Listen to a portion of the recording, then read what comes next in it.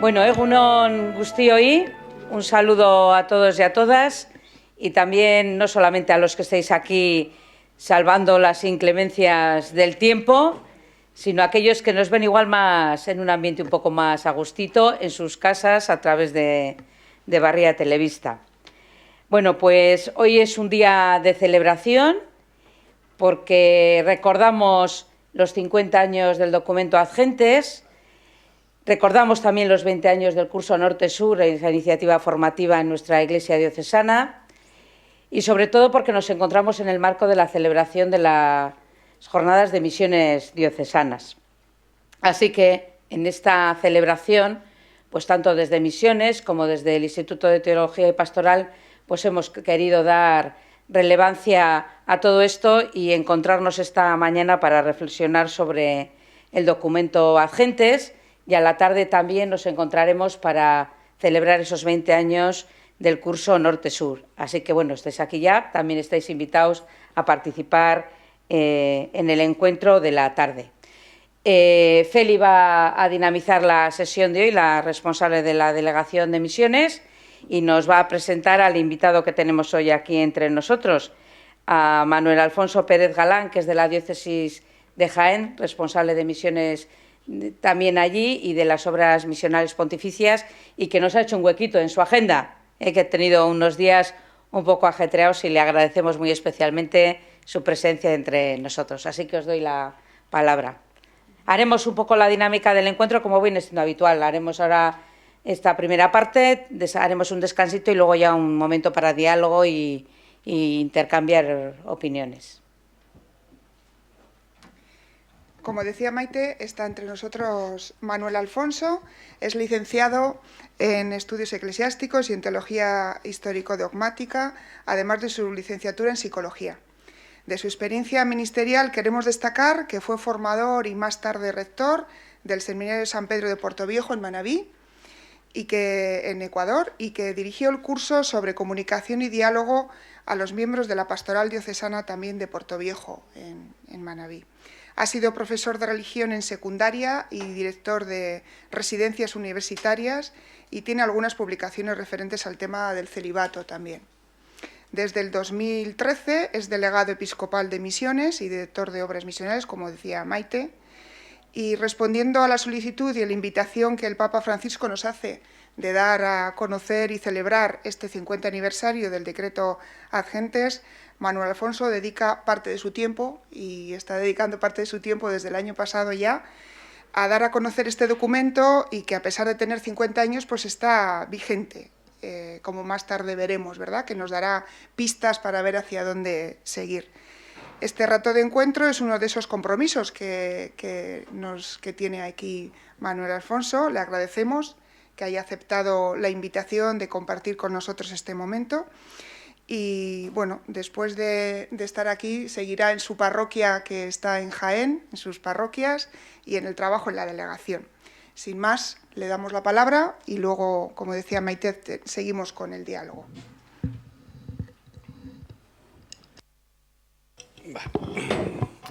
Buenos días.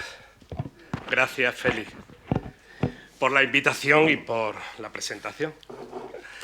Bueno, yo creo que le han repartido una hoja para que vean por dónde voy a ir en mi exposición.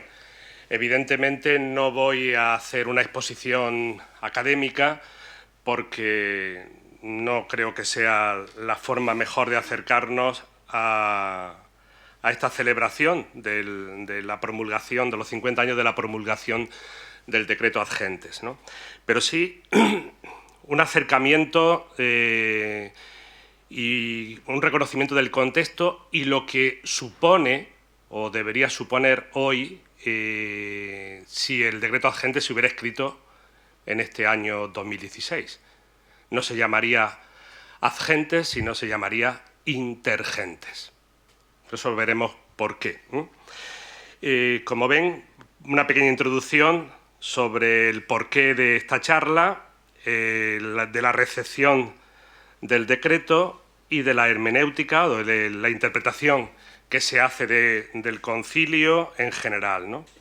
Luego unos antecedentes previos, remotos, porque parece que el decreto de agentes que habla de las misiones o de la actividad misionera es como algo, una isla, y no es una isla, sino que es un proceso histórico y que también continúa después de él. El contexto de donde surge, el desarrollo del decreto, es decir, cómo se configura este decreto, simplemente para que vean las dificultades que tuvo en un primer momento, y luego los principios doctrinales y teológicos que para mí son más importantes y los objetivos de la misión. Y los cambios que se están dando en la misión hoy, lo que supone un cambio de paradigma y a la búsqueda de ese nuevo paradigma, ¿no? Y luego ya algunos retos que creo que son claves y que nos van a dar también pistas de por dónde tenemos que ir caminando siguiendo el mismo decreto, ¿no? Porque sigue siendo actual, no ha perdido relevancia.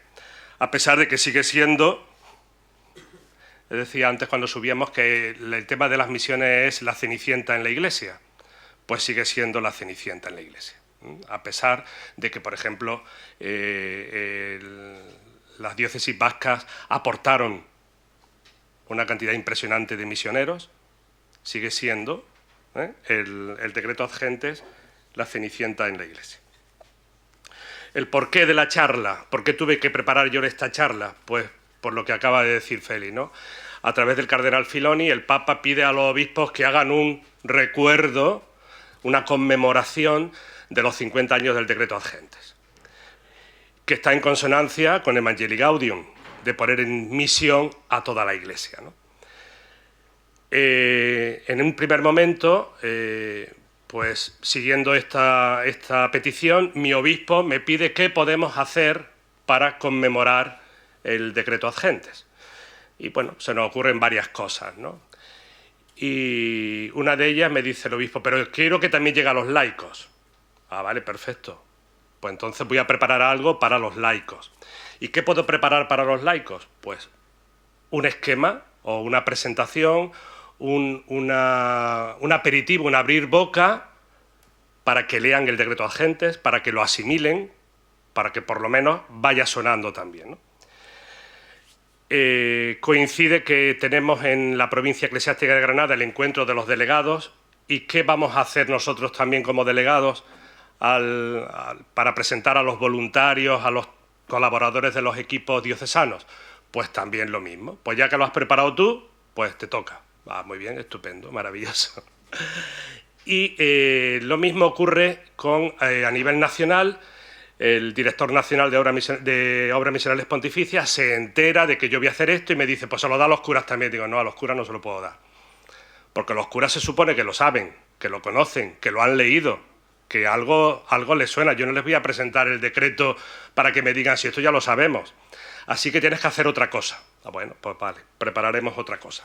Y es lo que, de alguna manera, retocado, no igual que lo tienen en las actas de la asamblea de directores, de delegados y directores diocesanos, que lo tienen allí, si quieren luego acercarse a leerlo, lo tienen escrito, pero con el tiempo también se van modificando las cosas y uno también tiene otras perspectivas nuevas que había perdido y que en un primer momento no había tampoco controlado, ¿no? Y aquí viene esta charla, ¿no? Este es un poco la introducción. Sí decir que todos los concilios y por tanto los decretos que a ellos del concilio emanan tienen tres etapas, ¿no? La preparación, es decir, todo un acontecimiento que exige pues una capacitación, una preparación, un dinamismo que va a ser importante, ¿no? Todo el tema de la preparación que el Papa San Juan XXIII anunció con abramos la ventana para que entre un poco de aire fresco, ¿no? Es el punto de partida. Luego, el acontecimiento, la celebración. Y por último, la recepción. Siempre la recepción es lo más difícil. Porque una cosa es leer los documentos y otra cosa es asimilarlos y hacerlos vida, como el Evangelio. Hay que asimilarlo para hacerlo vida. Si no se asimila, pues mucho lo conoceremos, lo citaremos, pero si no lo asimilamos, si no lo hacemos vida, difícilmente puede entroncar en nosotros, ¿no? Conforme va pasando el tiempo, los periodos se van alargando y los teólogos dicen que el tiempo de recepción del concilio no son ni 25, ni 30, ni 50 años, sino que serán 75 o más. Es decir, ya están poniendo el tema en los 100 años. Es decir, que la recepción verdadera del concilio todavía se está realizando. Estamos en ese proceso. No hay más que acercarse a los distintos autores que han ido, pues, conforme se van dando estas marcas en el tiempo, pues van diciendo que todavía hay que esperar. La recepción todavía no acaba de hacerse. Y también la hermenéutica, es decir, la interpretación que se hace del mismo concilio. Si fue una ruptura, una discontinuidad, es decir, lo que la Iglesia había dicho hasta ese momento cambia de manera radical, o hay un inmovilismo. Casi se podría decir que ahora se está empezando a ver signos de inmovilismo, digo, en muchos ámbitos, especialmente en el litúrgico. Se está viendo todo lo que el concilio abrió, ahora empieza otra vez a medio cerrarse, ¿no? Digo por la experiencia de lo que estoy viendo y especialmente lo que he visto estos días atrás que he estado en Ecuador. Y me ha sorprendido que la liturgia local es casi más cerrada que la liturgia vaticana. Me llama la atención, ¿no? Volver a ver a seminaristas con sotana llama la atención. Y eso que yo voy con clérigo, pero llama la atención. Y la gran aportación que creo yo que hace Benedicto XVI cuando analiza los 40 años del concilio es que él habla de una reforma, y una reforma que sigue haciéndose, una reforma que no está cerrada, es una reforma que se va haciendo cada día, ¿no? Y creo yo que aquí, en este marco, nos encontramos con un decreto que tiene un entronque muy atrás en el tiempo.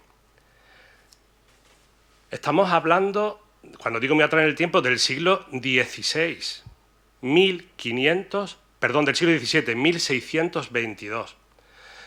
Me voy con el siglo XVI porque el siglo XVI es el siglo de oro español y es la gran época misionera de España y Portugal. Y comienza la decadencia de España y Portugal a principios del siglo XVII. Y es cuando el Papa asume todo el tema de las misiones, creando la Congregación para la Propagación de la Fe, la Propaganda Fide. Fijaros, 1622. No estamos hablando del siglo XX, es decir, mucho anterior. Y inmediatamente después crea el colegio urbano. Se crea el colegio urbano para la formación de los misioneros. Importantísimo, siglo XVII. Un poco más adelante, León XIII escribe Catholicae Ecclesiae para, fundamentalmente, con un tema que es el tema de la esclavitud y la propagación de la fe en África. América ya se supone que está siendo evangelizada por España y Portugal, ¿no? En el siglo XX, el Papa Benedicto XV, gran impulsador de las misiones, escribe Maximo Iluz. Y poco tiempo después, Pío XI, Rerum Ecclesiae, Pío XII, Evangelii Precones, y Fidei Donum, que da un fuerte impulso a que los sacerdotes diocesanos trabajen en misión. Y luego veremos algunas cifras, no tengo de España, porque de España todavía se está cerrando ahora para saber el número exacto de misioneros que tenemos, pero en Italia sí había estadísticas y después, un poco más adelante, veremos cómo esas estadísticas se vieron influenciadas por Fidei Donum por el Decreto Ad Gentes y por Redentoris Missio, fundamentalmente. Y el Papa Juan XXIII, que también en el 40 aniversario de Maximo Illud escribe Princes Pastorum, ¿no?, donde urge a la participación de la acción católica en la misión, donde se hace hincapié en suscitar clero nativo, tan importante, ¿no?, en el equilibrio doctrinal entre la llamada de la fe y la implantación de la Iglesia. Ya decir que algunos principios que después se van a desarrollar mucho más en el concilio, ¿no? En todo esto, el contexto de las escuelas teológicas que existen en ese momento y que dan una visión, distintas visiones al tema de la misión, ¿no? Por empezar con la escuela de Münster, se considera como iniciadores a Joseph Smithling y a Streit, y es una escuela cuyo cometido de la misión es llamar a los fieles a la fe y a la conversión para llegar a la salvación. Todavía estaba el concepto de extra ecclesia nulla salus, ¿no? Fuera de la Iglesia no hay salvación, entonces hay que llamar, invitar y hacerles partícipes de la salvación. Hasta 1910 no hay una cátedra de misionología católica. Había cátedra de misionología protestante, pero no católica. Y en 1930, en la Universidad de Gregoriana y Urbaniana establecen sus respectivas cátedras en misionología. Es decir, que el tema de la misionología también hemos llegado, o se ha llegado al estudio como ciencia, pues bastante tarde, ¿no? La escuela belga, representada por el padre Charles, postulaba como principio fundamental la implantación de la Iglesia. Las misiones existen para implantar la Iglesia, y en tanto en cuanto lo hacen, cumplen su misión. La escuela francesa, que está representada por el padre Glorier, defendía que el cometido de la misión era llevar a los conversos a una vida sobrenatural plena. Y la escuela española, representada por el padre Zameza, proponía como fin de la misión la extensión y crecimiento del cuerpo místico de Cristo. Estas escuelas se irán acercando hasta llegar a una misionología lograda, como señalaba el padre Esquerda Bifet, ¿no? Sin embargo, como ciencia teológica, será siempre inagotable y en su seno se darán múltiples divergencias. Juan Pablo II afirmaba que uno de los objetivos de la Redentoris Missio era animar a los teólogos a profundizar y exponer sistemáticamente los diversos aspectos de la misión universal de la Iglesia, del ecumenismo, del estudio de las grandes religiones y de la misionología. E incluso más, porque añadía: recomiendo que sobre todo en los seminarios y en las casas de formación para religiosos y religiosas se lleven a cabo tales estudios, procurando que algunos sacerdotes o alumnos y alumnas se especialicen en los diversos campos de las ciencias misionológicas. Pues esto ni se ha cumplido. En los seminarios hoy no hay misionología como asignatura. Hay en eclesiología un tema o dos como máximo y poco más. Es decir, que lo que el Papa pedía en Redentoris Missio ni se ha cumplido. Papa Francisco está insistiendo en que la Iglesia se ponga en conversión misionera, en estilo pastoral misionero, ¿no? Bueno, algún día puede ser que llegue. Todavía no, ¿eh? Si necesitamos otros tantos años para recibir Evangelii Gaudium, todavía queda un poco. Siguiendo con el contexto que nos afecta, nos encontramos en la época de la descolonización. Estamos en la época de la Guerra Fría, estamos en el tema de intentos de convocatoria de concilio que se quedaron ahí un poco estancados. Un siglo atrás, Asia y África estaban divididas en colonias controladas por los países europeos. Países como Gran Bretaña, Francia, Holanda y Portugal se repartieron los territorios y construyeron imperios basados en su poder económico y militar, como metrópolis y en la explotación de los recursos de las sociedades coloniales. Pero se inicia un proceso descolonizador que desmanteló al menos parcialmente aquella realidad. Empezó limitadamente y con bastante lentitud en 1918 y fue imparable tras la Segunda Guerra Mundial.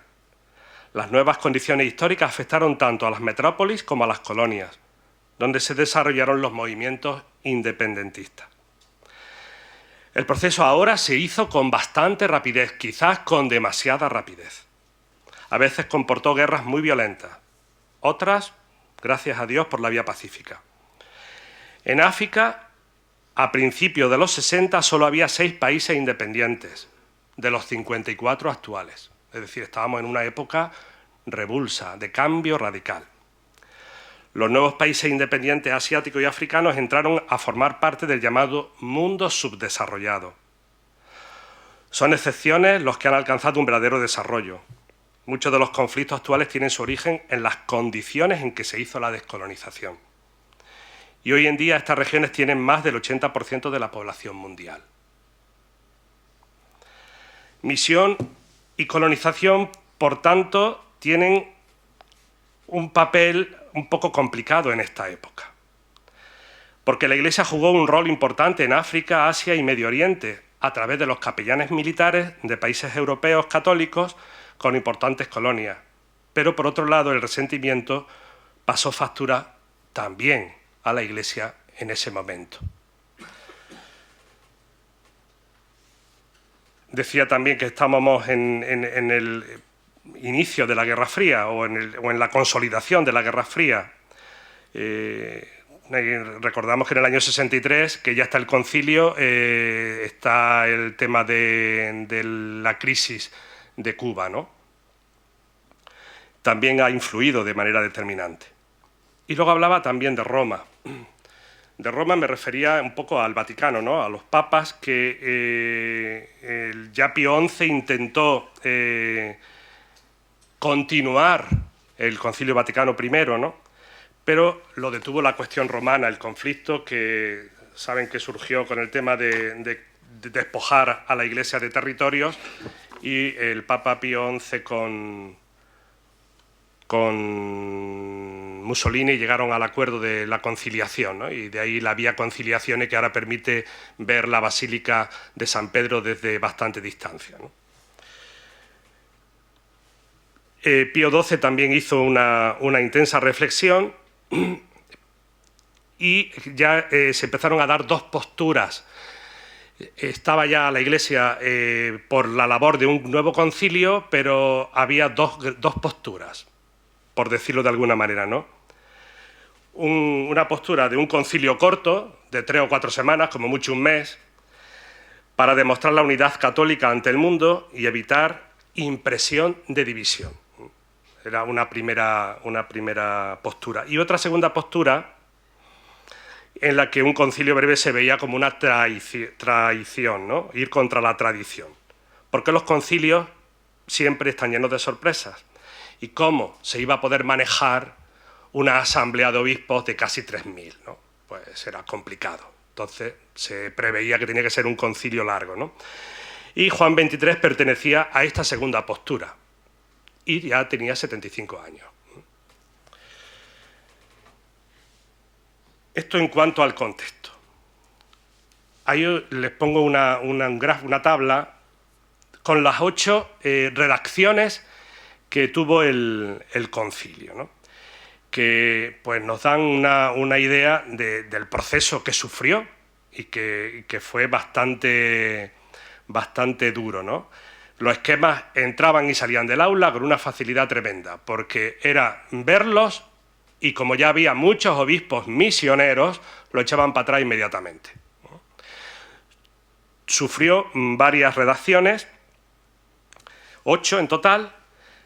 Se creó una comisión preparatoria donde presentó un documento de Missionibus muy conservador, que, insisto, se echó del aula prácticamente, ¿no? Nada más entrar. En noviembre del 61 se redacta un texto que es enviado a la Comisión Preparatoria Central. En diciembre del 63 se decide reelaborar el esquema debido a las fuentes críticas recibidas. En el 64 la Comisión de Coordinación decide reducir el texto a 13 proposiciones con el título de Activitate Missionali Ecclesiae, que fue rechazado también por ser un tratamiento pobre para un tema tan importante. Ya empezaba a verse la importancia de la misión. Recuerden que Lumen Gentium va a decir que la Iglesia es misterio, comunión y misión. Se encarga al Superior General de las Misiones del Verbo Divino, al Padre Site, crear una comisión para elaborar un nuevo texto, y en esa comisión, fíjense en quién estaban. Como obispos, Agagianian y Fulton Sheen, y como peritos, Ratzinger, Congar, Neuner, Seumis y Glassig. Les voy a leer una cita que tengo aquí de Papa Benedicto XVI, que hace una visita a la Casa Internacional de la Sociedad del Verbo Divino, que desde el año 2010 se llama Centro Ad Gentes, por ser la cuna, porque fue allí en esa casa donde el decreto conciliar final, exceptuando algunos retoques que dieron en el aula sinodal los obispos, marcó, ¿no? Decía Benedicto XVI: estoy verdaderamente agradecido por la posibilidad de volver a ver, después de 47 años, esta casa. Tenía un recuerdo bellísimo, quizás el más bello recuerdo de todo el concilio. Estar aquí en el verdor, respirar de la naturaleza y también la frescura del aire era ya en sí mismo una cosa bella. También estaba la compañía de tantos grandes teólogos, el padre Site, que había sufrido en China, condenado y después expulsado, pleno de dinamismo misionero, de la necesidad de dar nuevo impulso al espíritu misionero. También Fulton Sheen, que nos fascinaba con sus discursos, el padre Congar. Todo convergía en un único dinamismo de la necesidad de portar la luz de la palabra de Dios, la luz del amor de Dios en el mundo y de dar una nueva alegría por este anuncio. Y así nació en aquellos días un decreto bello y bueno, casi aceptado unánimemente por todos los padres conciliares, y para mí es también un complemento muy bueno de la Lumen Gentium, porque encontramos una eclesiología trinitaria que parte sobre todo de la idea clásica de el bien que tiene en sí mismo la necesidad de comunicarse, de darse. La bondad misma esencialmente es comunicación, y esto aparece ya en el misterio trinitario, al interno de Dios, y se difunde en la historia de la salvación y en nuestra necesidad de dar a los otros el bien que hemos recibido. Hasta aquí la cita. En 1965, en abril, la Comisión tiene el texto elaborado y es presentado a la 144 Congregación General, que comienza a discutirlo el 7 de octubre, y el 11 de octubre piden que se hagan unas enmiendas. El 10 de noviembre se empieza a discutir y votar el nuevo texto, al que se añaden algunos modos. Y ya el 7 de diciembre se promulga, al alcanzar el documento con más placet, con más síes, con más a favor que se da en el concilio. Fue la sesión que más participantes tuvo, 2.399. Y de los 2.399, solo 5 votaron en contra. Los 2.394 restantes a favor.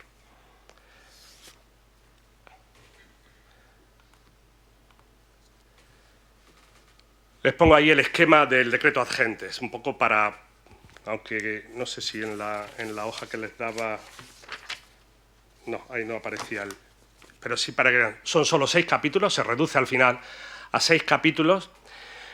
Los principios doctrinales son básicos, es el origen trinitario, que veremos que lo tenemos que copiar de los protestantes, de Karl Barth, la obra misionera, con 3 artículos dentro de ese capítulo: el testimonio cristiano, la predicación del Evangelio y reunión del pueblo de Dios y la formación de la comunidad cristiana.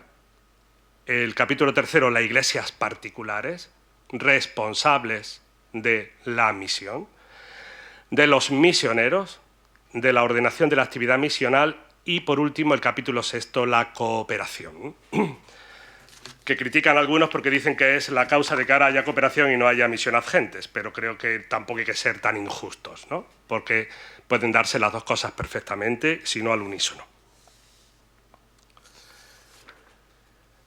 La Iglesia es sacramento de universal de salvación. Ya no es solo fuera de la Iglesia no hay salvación, sino que la Iglesia es sacramento universal de salvación. Y esto es clave. Por su universalidad y por el mandato de Cristo no puede renunciar a su misión de anunciar el Evangelio a todos los hombres, porque es sacramento universal, para todos. Por eso el concilio quiere hacer un bosquejo de los principios y aunar fuerzas para el cumplimiento de esta misión.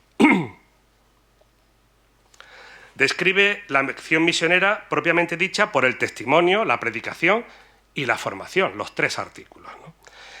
Y está radicalmente fundamentado en la Sagrada Escritura. 46 citas bíblicas que en los documentos anteriores no aparecían. Y abunda en los textos bíblicos sobre los cuales está basada la actividad misionera, ¿no? Los padres conciliares señalan el origen trinitario de la misión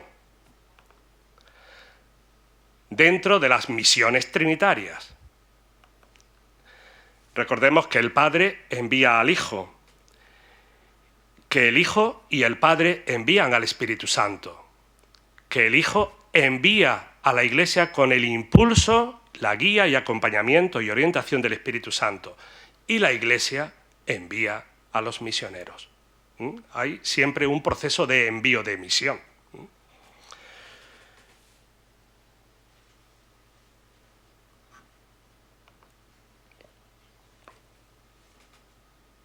Si la Iglesia es sacramento universal de salvación, toda la Iglesia es misionera. Y si yo soy hijo de Dios, he recibido el bautismo, he recibido también la misión de Jesucristo, su tria munera, ¿no? Y sacerdote, profeta y rey. También yo soy anunciador. Todos somos anunciadores y todos somos enviados, ¿no?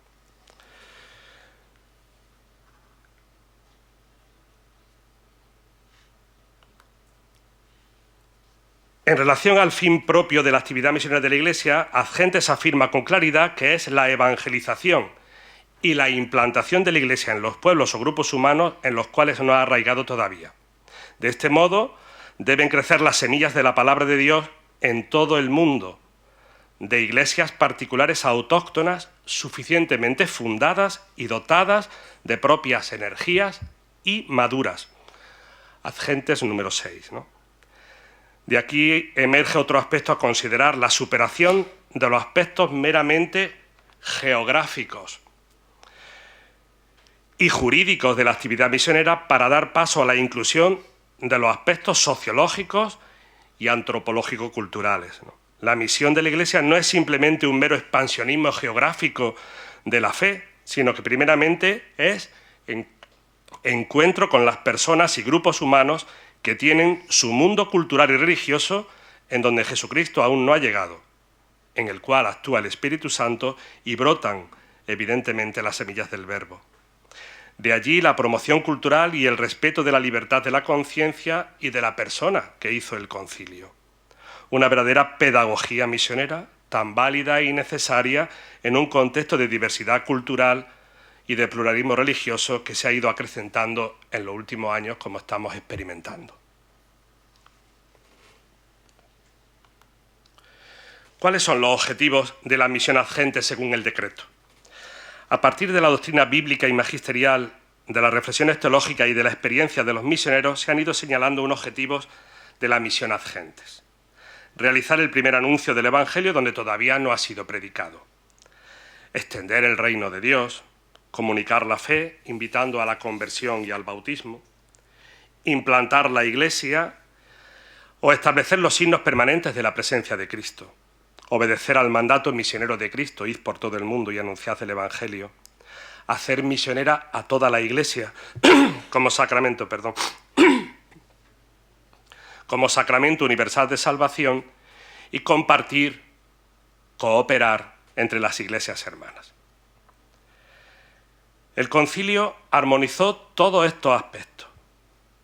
Y en el número 5 dice: la misión de la Iglesia se realiza mediante la actividad por la cual, obediente al mandato de Cristo y movida por la gracia y caridad del Espíritu Santo, se hace plena y actualmente presente a todos los hombres y pueblos para conducirlos por el ejemplo de su vida y de la predicación, por los sacramentos y demás medios de la gracia, a la fe, la libertad y la paz de Cristo, de forma que se les descubra el camino libre y seguro para participar plenamente del misterio de Cristo. La doctrina sobre la Iglesia, misterio, comunión y misión, ofrecía una pauta para la misión en general y de modo especial para la misión ad gentes. Si la Iglesia es misterio o sacramento, lo es como señal e instrumento de la íntima unión con Dios y de la unidad de todo el género humano. Es, por tanto, sacramento universal de salvación. Ahora bien, la Iglesia será de verdad signo e instrumento de Cristo en la medida en que ella misma sea comunión, un solo corazón y una sola alma, como señal peculiar de los cristianos y como señal de que Cristo es el enviado del Padre. La perspectiva de la misión universalista y de primera evangelización descrita en Ad Gentes se enriquece en relación con las 4 constituciones del Concilio Vaticano II. La Iglesia es sacramento, lumen gentium, como portadora de Cristo, la palabra de Dios, hecha carne, Dei Verbum, que celebra el misterio pascual de la muerte y resurrección de Cristo, Sacrosanctum Concilium, y que se inserta de modo solidario en el mundo, Gaudium et Spes.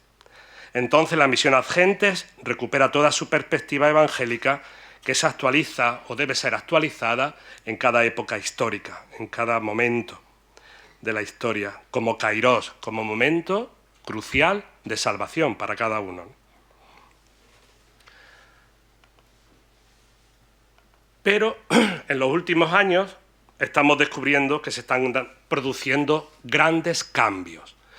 Cambios que el concilio de alguna forma preveía, pero que no podía ya concretar, pero que se están dando ya, ¿no? La llegada del tercer milenio está siendo una invitación urgente a presentar el mensaje cristiano a los no cristianos, a los no creyentes y a los agnósticos. En todas las religiones y culturas se encuentran ya las semillas del Verbo, según la expresión de San Justino en el siglo II. El mismo Espíritu Santo, que ha esparcido esas semillas en todos los pueblos, las prepara para su madurez en Cristo. El mayor desafío de la misión Ad Gentes es el encuentro de todas las religiones y culturas actuales con el cristianismo. Si todas ellas tienen algún destello de la palabra de Dios, el cristianismo está llamado a anunciar que en Cristo el Padre ha dicho la palabra definitiva sobre el hombre y sobre la historia. Por esto, el Verbo encarnado es el cumplimiento del anhelo presente en todas las religiones de la humanidad. El primer anuncio del Evangelio, a nivel de conciencia y a nivel de cultura religiosa, necesita ser presentado en un proceso de inculturación, por el que se respete la preparación del Evangelio que ya existe en toda cultura, mientras se ayuda a purificar los obstáculos que impiden llegar a la plenitud o madurez en Cristo. La implantación de la Iglesia significa que la acción evangelizadora Ad Gentes ayuda a las iglesias locales a llegar a una relativa madurez y autosuficiencia en cuanto a medios de evangelización y en cuanto a expresiones culturales dentro de la comunión de Iglesia Universal y de los valores evangélicos permanentes. He puesto una imagen precisamente de Portoviejo, una de las capillas en las que atendíamos desde el seminario, cómo se incultura el Evangelio en una escenificación, ¿no? Con los medios que se tienen. El casco del romano no es un casco romano, es un casco de albañil, ¿no? Pero bueno, es una forma de expresión también, ¿no? El fin propio de esta actividad misional es la evangelización y la implantación de la Iglesia en los pueblos o grupos humanos en que todavía no ha arraigado, de suerte que de la semilla de la palabra de Dios crezcan en todo el mundo las iglesias particulares autóctonas suficientemente organizadas y dotadas de energías y propia madurez, que decía el número 6 de Ad Gentes. Es importante señalar los cambios que se han dado en la comprensión y en la práctica de la misión, cambio de paradigma y cambio también de situación.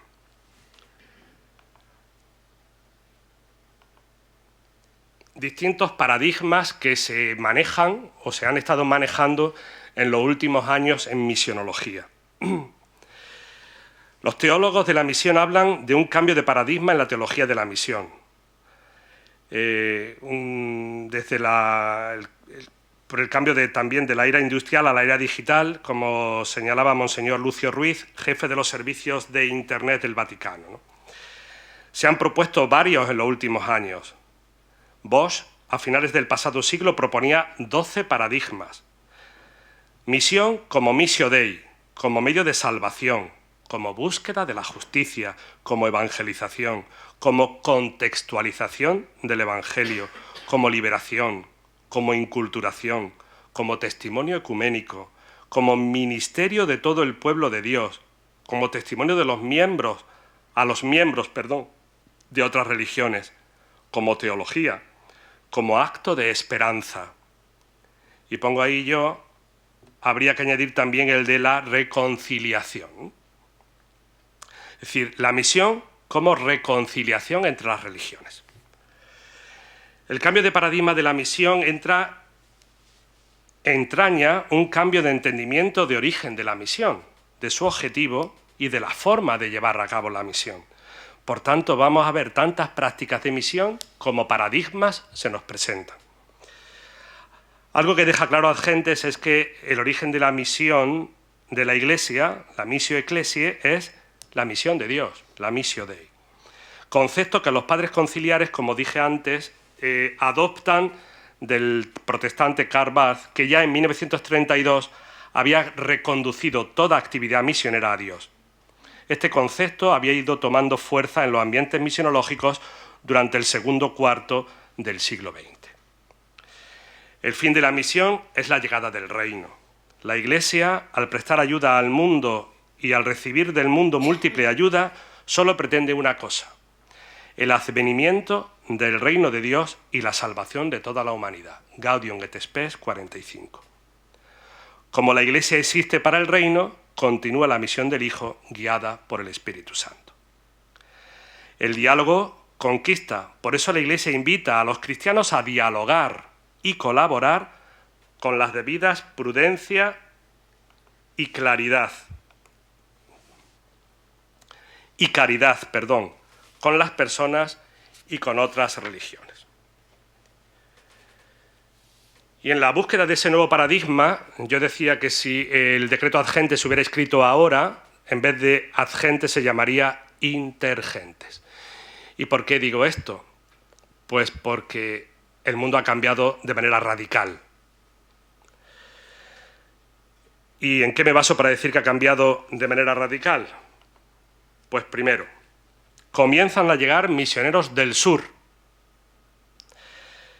Los territorios llamados de misión o iglesias de misión ahora envían también misioneros. La misión ya no es de un solo sentido, es multidireccional. Los límites geográficos son irrelevantes. Estamos ante la circularidad de la misión en 6 continentes. Y digo 6, además de los 5, por Internet, que es otro gran continente que está ahí. No hay más que ver un mapa de vuelos diario, y he puesto solo el norte, pero también en el sur no hay tantos vuelos, pero hay también muchos vuelos. Es decir, que todo el mundo hoy está conectado por el tema de los vuelos. La migración, la multiculturalidad y los personal media están influyendo. Todos somos testigos de que los migrantes actualmente vienen de todas partes del planeta y a la vez viajan a todas partes del mundo. Así que muchos países hoy están habitados por grupos culturales completamente diferentes. Y esa heterogeneidad cultural trae consigo la diversidad de religiones y credos. La misión puede estar en cualquier lugar. En el mismo descansillo de tu escalera puedes tener misión ad gentes. La misión puede estar en cualquier lugar.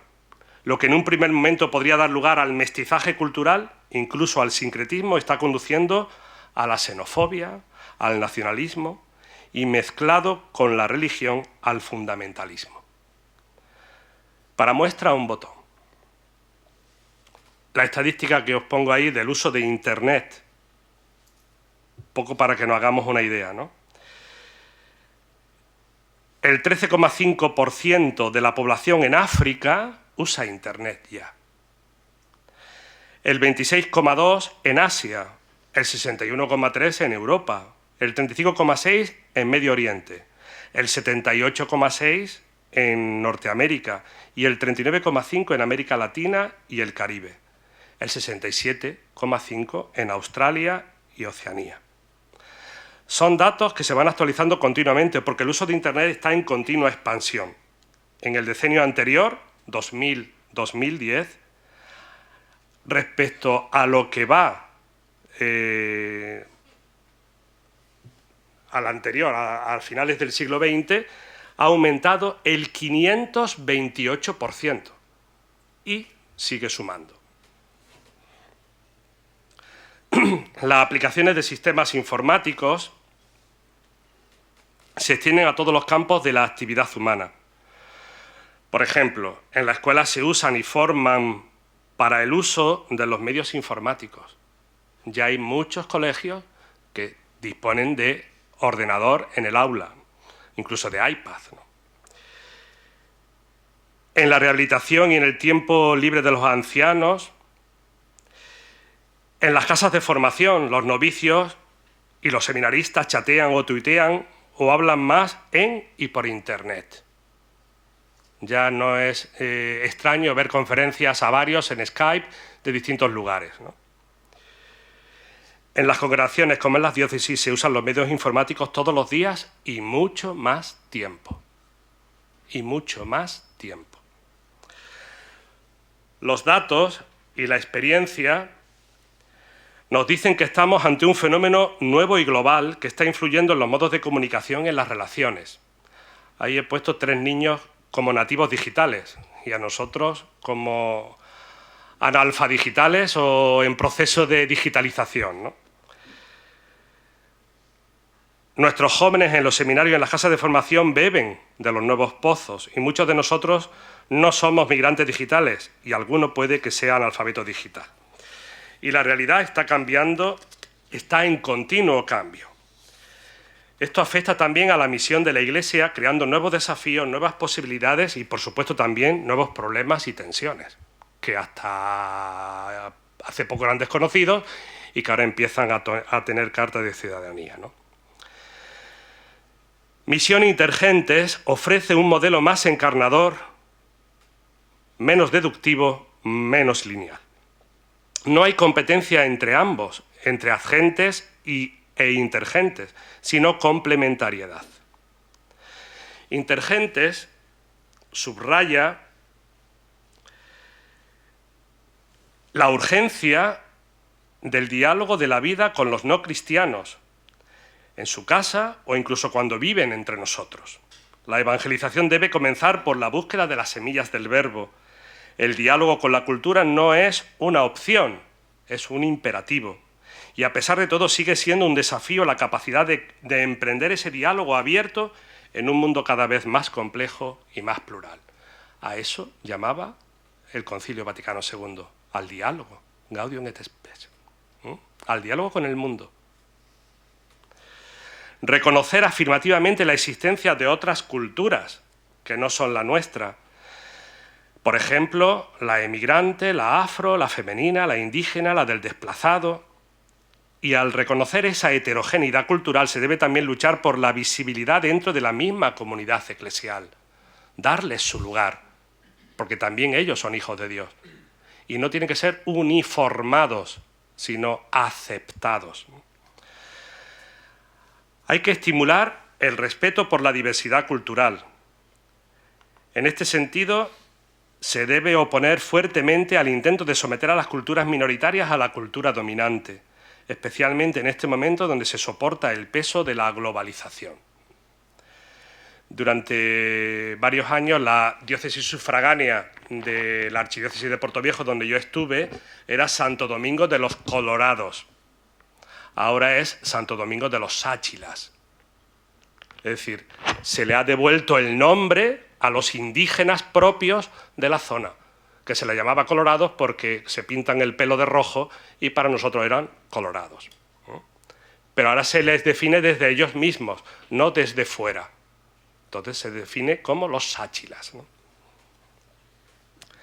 La comprensión dramática del espacio-tiempo, la información sobre de lo que está ocurriendo al otro lado del mundo está disponible simultáneamente y los viajes ahora se hacen en pocas horas, ¿no? El efecto es que los territorios se difuminan, elementos de la cultura flotan libres de sus ubicaciones originales. La misión debe utilizar hoy una red internacional, global, de comunicaciones, para neutralizar la acción uniforme de la globalización, que vuelve a las personas homogéneas y anónimas. Se aceptan cosas sin saber de dónde vienen ni por qué. Es decir, el diálogo es esencial. El aspecto cuantitativo de la misión Ad Vitam ha cambiado. El ideal de un trabajo fijo prácticamente ya no existe, incluso entre los funcionarios, ¿no? El para toda la vida no se valora. ¿Cuántos matrimonios se rompen en los primeros años tras el si quiero? ¿Cuántas deserciones en el ministerio sacerdotal en los primeros 5 años? Los jóvenes dudan en hacer un compromiso definitivo. Esto está afectando a la misión Ad Gentes. El compromiso misionero es más móvil y de breve duración, porque la globalización desarrolla una movilidad siempre más frecuente y rápida. Se acabó la época del misionero que se va de por vida. Hoy se aceptan más fácilmente voluntarios misioneros que ofrecen su disponibilidad por algunos años. Los estímulos pueden ser más numerosos y las comunidades de origen no se empobrecen. La misión como encuentro y diálogo entre las gentes. La misión no es envío de unos a otros, sino encuentro e interrelación. Recordemos que Jesús entra en diálogo con múltiples culturas, como la de la samaritana, la de la mujer cananea, la del centurión, la de la mujer pecadora, la de los cobradores de impuestos, la de los publicanos. Entra en diálogo, en encuentro. Y la permanencia, que ya hemos apuntado antes, ¿no? El misionero está llamado a vivir la encarnación y encontrar un hogar entre los cristianos y no cristianos. En palabras del mismo Pablo, me he hecho todo para todos para ganar como sea a algunos. Esto es un poco la descripción de la situación actual y qué implica esto para nosotros, o qué debe implicar esto para la pastoral y la pastoral misionera concretamente, ¿no? Aunque la pastoral misionera debería ser toda la pastoral, según Papa Francisco. Ad Gentes, hace 50 años, y Evangelii Nunciandi, hace 40 años, tomados en conjunto, han tenido un profundo impacto en la forma en la que todos los que participamos en la misión hemos llevado a cabo nuestro ministerio en las últimas décadas. Hace 50 años se marcó el comienzo, fue el punto de inflexión de una nueva era de misión y se inició un cambio radical en nuestra forma de ver y de hablar de nosotros mismos como misioneros. La profunda transformación que puso en movimiento sigue resonando en todos los niveles y ámbitos de la Iglesia. El año pasado, en abril, ni siquiera hace un año todavía, hubo un congreso precisamente de pastoral donde el MEDI habla de la renovación pastoral y catequética que proponía ya el Concilio de las Misiones. Llama precisamente el Concilio Vaticano II el Concilio de las Misiones. Tras estos 50 años nos hemos ido dando cuenta de que en lugar de convertir paganos, la misión implica ser... antes estaba esta imagen que les hablaba de cómo la evolución de los misioneros en Italia desde el año 1934 hasta 2013, ¿no? Cómo fue creciendo. Fijaos que en la década de los 50 hay 10.523, Pío XII escribe Fidei Donum y ¡boom!, disparo a 16.000 italianos en misión. Escribe Juan Pablo II Redentoris Missio y ¡pum!, lanzamiento, 24.000. Pero después, bajando y ahora, en los últimos años, manteniendo. Insisto, no tenemos datos de España. Todavía están en obras misionales pontificias, que hay una persona encargada para esto, recabando datos. Sabemos que estamos, como que están ahora mismo en territorios de misión, unos 13.000 españoles, que es un número importante, más que Italia.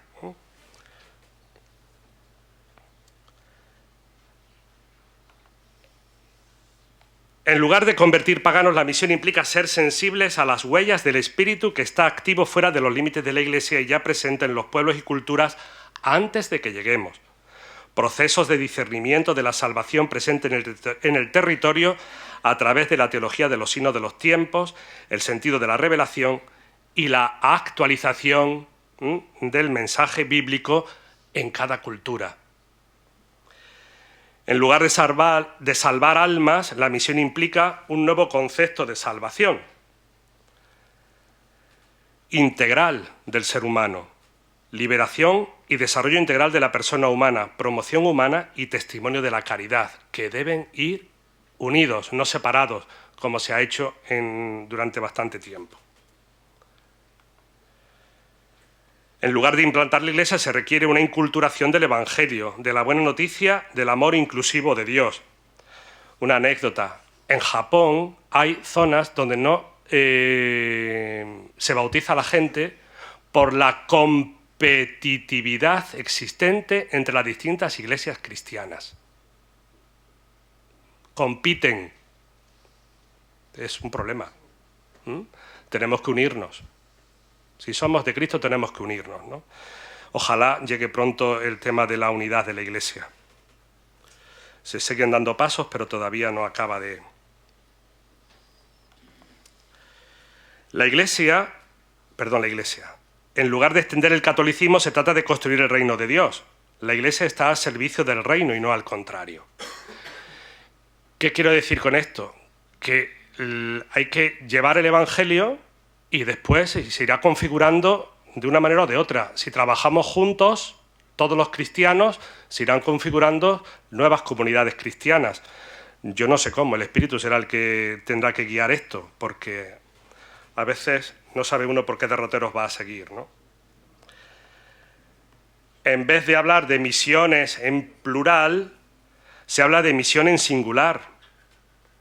La eclesiología misionera, diversas formas de concreción. Ya no hay recetas exactas para todos los territorios de misión, sino que en cada territorio, en cada zona, dependiendo de la propia cultura y de su idiosincrasia, se va concretando de una manera. En América, pues a través de las comunidades eclesiales de base, en África con las comunidades de vida y en Asia con pequeñas comunidades. No son iguales, aunque parezca que es lo mismo con distinto nombre, pero son radicalmente distintas. En lugar de concentrarse en territorios físicos, se habla de nuevos espacios, megaciudades, medios de comunicación social, redes sociales. Decía el responsable de los medios de comunicación e Internet de la Conferencia Episcopal que en Internet el espacio está ahí. Y si tú no lo ocupas, lo ocupará otro y seguramente lo hará peor que tú. Y nos invitaba en un curso que se hizo no para delegados de misiones, sino era para delegados de misiones, pero los que teníamos sacerdotes de otros países colaborando en nuestra diócesis, ¿no? Y creo que es importante que ocupemos ese espacio, porque si no, lo ocuparán otros y mal. Ya no hay un único sentido de la misión, es ahora circular. La misión se entiende como reciprocidad. La misión se basa en el intercambio de dones entre las diversas iglesias locales. Hoy no se habla de una iglesia que envía misioneros y de una iglesia que recibe. Todas las iglesias son al mismo tiempo iglesias que envían y reciben. La colaboración, el intercambio, la reciprocidad son la verdadera fuerza y riqueza de la misión. No existe, por tanto, un centro geográfico de donde parte la misión, sino que la misión parte de todas las partes y va a todas las partes, valga la redundancia. En lugar de una misión de francotiradores o llaneros solitarios, hoy es tarea de equipos trabajando en comunión con los laicos, con toda la dificultad que pueda presentar, que la presenta de hecho, y Feli tiene experiencia. Pero es necesario que hagamos signos de comunión, si no, nunca seremos creíbles. Si todo bautizado es un enviado, todo laico es misionero. Y la misión que se realiza en formas diversas es compromiso de todos los fieles. Algunas iglesias han nacido gracias al compromiso misionero de los laicos. Y fijaos, una cosa que está haciendo el Espíritu Santo y que no nos estamos dando cuenta. Nos ha puesto a los no creyentes, a los no cristianos, al lado de casa. Ya son nuestros vecinos. Si eso quiere decir que no estamos siendo enviados a ser misioneros, entonces no lo puede decir nada. Ya no es misión solo me voy, sino soy misionero porque lo tengo, como a mi vecino, ¿no? Se ha dado un cambio de lenguaje donde predomina la invitación, el intercambio, el testimonio, el auténtico testimonio cristiano, pero eso supone tener cristianos de verdad.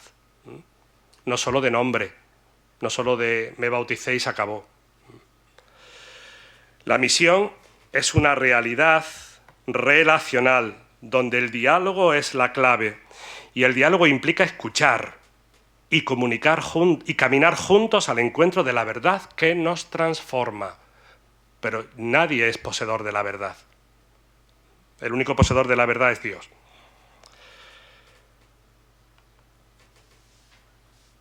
El descubrimiento de la teología del Espíritu Santo llevará consigo una fuerte valoración de la dimensión carismática de la Iglesia. En perspectiva del destacado teólogo Casper, el concilio no habla solo de la acción del Espíritu Santo a través de los obispos, sino también de cómo entienden la fe el conjunto de los creyentes y del Espíritu que lleva a la verdad a través de todas las formas de realización de la vida eclesial.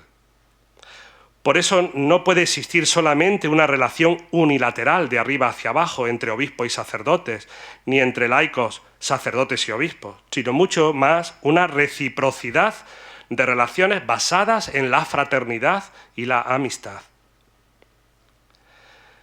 Dicha reciprocidad y comunión tienen su fundamento sacramental en el único bautismo y su cima en la celebración eucarística, sacramentos de la fe común. Se me había pasado, pero voy a volver al punto del testimonio con unas palabras de un escritor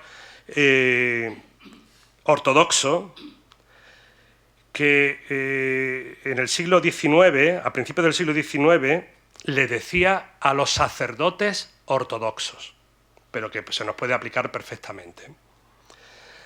Decía él, se llama Nikolai Gogol, o se llamaba, ¿no? Nuestra Iglesia debe ser santificada en nosotros y no en nuestras palabras. Nosotros mismos debemos ser nuestra Iglesia. Nosotros mismos debemos anunciar su verdad. ¿Dicen que nuestra Iglesia carece de vida? Mienten, porque nuestra Iglesia es vida. Su mentira, empero, deriva de un razonamiento lógico y justo. Nosotros somos los cadáveres y no nuestra Iglesia. Y juzgando por nosotros, la han calificado también a ella como un cadáver. ¿Cómo debemos defender a nuestra Iglesia y qué respuesta podemos dar si nos preguntan? ¿Pero vuestra Iglesia os ha hecho mejores? ¿Cada uno de vosotros cumple realmente con su deber? ¿Qué les responderemos cuando en un momento determinado el alma y la conciencia nos digan que hemos ignorado siempre a nuestra Iglesia y que incluso ahora apenas la conocemos? Poseemos un tesoro inestimable y no solo no nos alegramos de ello, sino que no sabemos ni siquiera dónde lo hemos puesto. No hemos introducido aún en nuestra vida esta Iglesia, creada para la vida. Dios nos guarde de defender a nuestra Iglesia ahora. Significaría desacreditarla. Para nosotros solo hay una propaganda posible: nuestra vida. Con nuestra vida debemos defender a nuestra Iglesia, que está completamente viva. Con la pureza de nuestras almas debemos anunciar su verdad.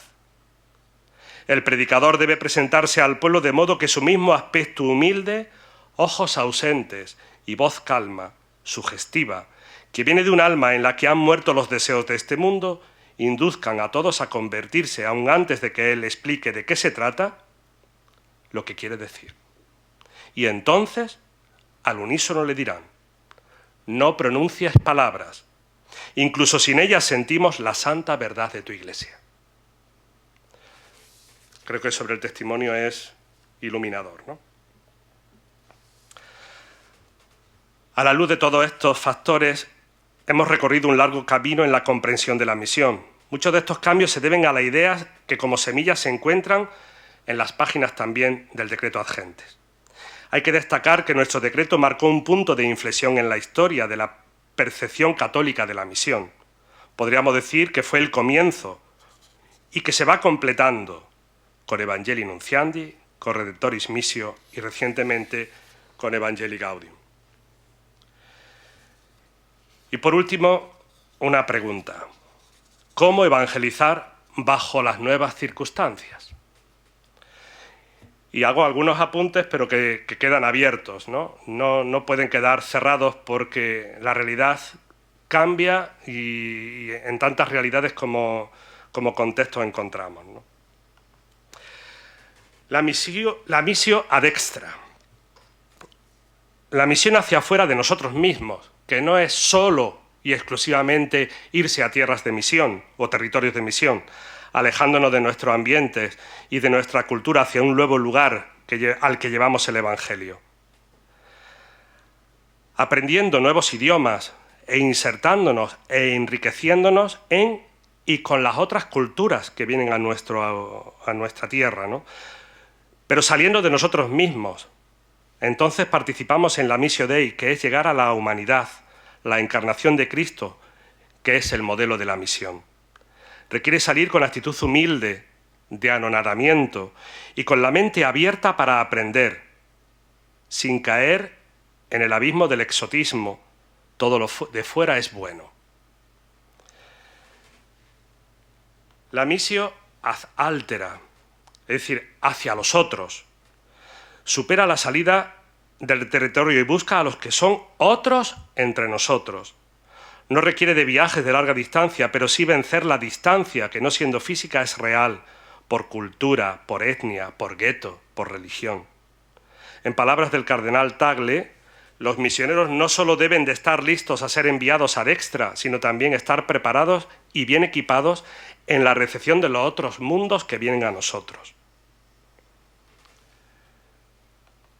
La missio in altum, a lo profundo, sería buscar nuevas posibilidades en el ámbito de la misión. Los nuevos areópagos que Redemptoris Missio hablaba, los nuevos espacios sociales donde la evangelización podría tener lugar.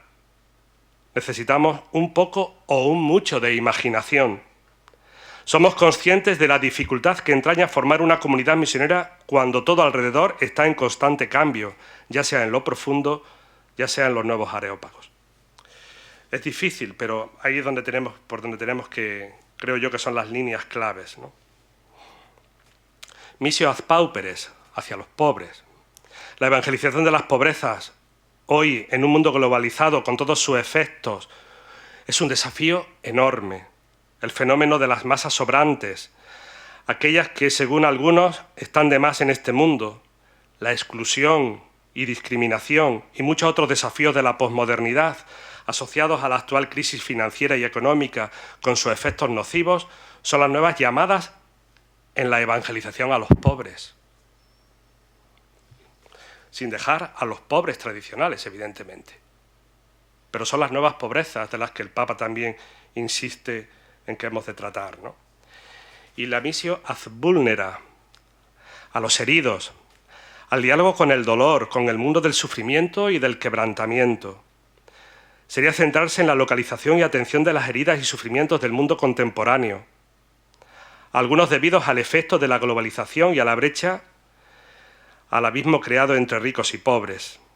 Esto supone asumir compromisos de justicia, de paz, de trabajo por la reconciliación en zonas de conflicto y curar a los heridos. Hay muchos heridos psicológicos. El misionero hoy tendrá que ser menos héroe y más constructor de puentes, porque en determinadas circunstancias puede que sea el único que pueda imaginar un mundo diferente donde ahora solo existe división y sufrimiento. Tenemos que pensar en cómo los factores de uniformidad y homogenización en el mundo de hoy están dando forma a nuestro pensamiento y nuestras relaciones, porque la globalización también fragmenta al mundo y también entra en la Iglesia. Incluso está haciendo que cambiemos nuestro pensamiento en muchas cosas, porque no somos impermeables. Y los medios de comunicación entran en todas las casas. La misión ad gente está llamada a afrontar las consecuencias de esta fragmentación, donde la gente remodela y construye nuevas identidades para resistir a las invasiones de la globalización, donde los refugiados y las personas desplazadas tienen que reconstruir sus vidas y sanar sus recuerdos. El trabajo de misión aquí es una obra de la reconciliación, todavía más, de la restauración de la dignidad humana y la curación de una sociedad rota. Se trata de decir la verdad, la búsqueda de la justicia y la creación de una nueva visión moral. De hecho, me parece que la reconciliación puede ser la metáfora de la misión en estos inicios del siglo XXI. Y termino. En los primeros tiempos de la Iglesia, los apóstoles y sus discípulos llevaron la buena noticia de Jesús al mundo grecorromano. Así como entonces la evangelización para dar fruto tuvo necesidad de una atenta comprensión de la cultura y de las costumbres de aquellos pueblos paganos con el fin de tocar su mente y su corazón, así también ahora el anuncio de Cristo en el mundo de las nuevas tecnologías requiere conocer estas en profundidad para usarlas después de manera adecuada. Como los apóstoles al inicio, también hoy nosotros nos encontramos al inicio de una nueva historia. Decía Papa Francisco que estamos en un cambio de época, que no es una época de cambio, sino un cambio de época. Depositarios del mandato misionero del Señor seremos los misioneros de este nuevo Kairós. Algunas de las condiciones que han apoyado la misión ad gentes en el pasado ya no son tan evidentes como lo fueron en otros tiempos. Las nuevas condiciones inciden en nuestra misión. Necesitamos tener la voluntad de examinarnos honesta y fielmente y ser conscientes de dónde nos encontramos ahora y discernir a dónde nos está llamando el Señor. Es un acto de fe y de imaginación. Si ambas se unen, nuestra respuesta a la llamada de Dios a la misión continuará enriqueciendo nuestro mundo. Una respuesta fiel, Él solo nos pide fidelidad, no éxito. Una respuesta imaginativa puede dar razón de nuestra esperanza, como decía San Pedro. El Santo Padre Francisco, en su encuentro con los directores de obras misionales pontificias de todo el mundo, en 2013 les decía que esta es una tarea difícil y entusiasmante, que puede llevarse a cabo con la guía del Espíritu Santo, y solo con la guía del Espíritu Santo. Lo que da entusiasmo a la misión es saber que la fuerza de la evangelización proviene de Dios, que le pertenece a Él, mientras a nosotros nos toca abrirnos cada vez más a la acción del Espíritu, a ofrecer nuestra completa disponibilidad para ser instrumentos de la misericordia de Dios, de su ternura, de su amor hacia cada hombre y cada mujer, sobre todo a los pobres, a los excluidos, a los alejados. Todavía hoy, porque hay tantos pueblos que no han conocido y encontrado a Cristo, y es urgente encontrar nuevas formas y nuevos caminos para que pueda tocar el corazón de todo hombre y de toda mujer y llevarlos a Él. Y es todo lo que tenía que decirles. Muchas gracias.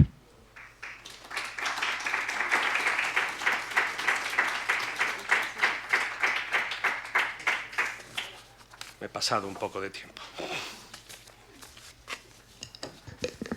Podemos pasar a tomar un café y luego podemos volver a dialogar aquí entre todos un rato más. Muy bien. Bueno, como estamos aquí, pero como nos tienen que oír así, allende las técnicas esas que decíamos antes, de que ha cambiado tanto que hoy todo funciona en las redes y tal, pues tenemos que usar el micrófono para que también nos escuchen. Así que si tenemos alguna cuestión, algo que comentar, algo que nos haya sugerido la charla, los retos así que se nos han abierto, porque sí que nos han puesto en una perspectiva así como también novedosa, ¿no? Cuando hablamos a veces de la misión, ¿no? Se ha llamado a situarnos también en este contexto distinto. Por ahí tenemos una. Muy bien. Gracias. Me llamo Lucía y me ha llamado mucho la atención eso de que en los seminarios no se toque el tema de las misiones como tema importante. Claro, entonces nos está pasando durante todo el tiempo que si el sacerdote no asume la realidad de las misiones, difícilmente va a hacer que en su parroquia o en su entorno o en su comunidad este tema sea importante. Entonces pienso o pregunto, ¿qué posibilidades hay de que a partir de ahora, de este 50 aniversario, sean capaces, digo sean porque yo no entro ahí, sean capaces los seminarios de tomar en cuenta esta realidad que tenemos, no solamente allá, sino también aquí, ¿no?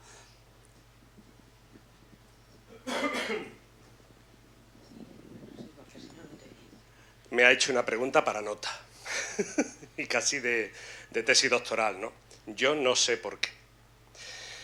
Es una constatación, es decir, nos damos cuenta, incluso lo comentamos cuando tenemos las asambleas de delegados de misiones y directores de obras misionales pontificias, de que hoy, más que nunca, se necesita que en la formación aparezca el tema de la misión.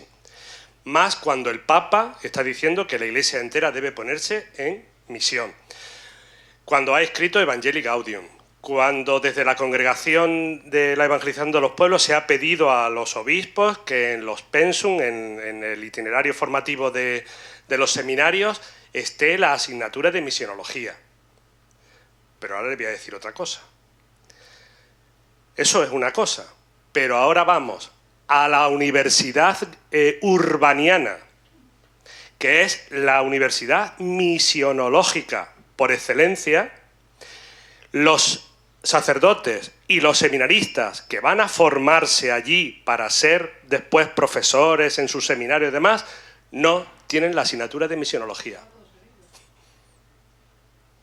Fíjese, es decir, insisto, es una constatación. Es importantísimo que si la Iglesia es misterio de comunión y misión, la misión ocupe un lugar preponderante. Pero todavía no lo tiene. Se insiste, ayer mismo tuvimos una reunión en Madrid, varios delegados diocesanos, solo estábamos dos, con el director nacional de Obras Misionales Pontificias y el secretario general de la Pontificia Unión Misional. Y le decíamos eso, que desde la Pontificia Unión Misional se insista de nuevo en que aparezca la asignatura de misionología, que no se despache con un tema. Recuerdo que cuando yo era rector del seminario en Portoviejo era un curso de 2 semanas, por lo menos cada 3 años, para que cada 3 años todos los seminaristas tuviesen esa formación. Pero estoy hablando de allí, aquí nada. Aquí había un taller de misión cuando yo era seminarista, pero entonces éramos 50 y tantos seminaristas, hoy hay 10 y no existe taller de misión.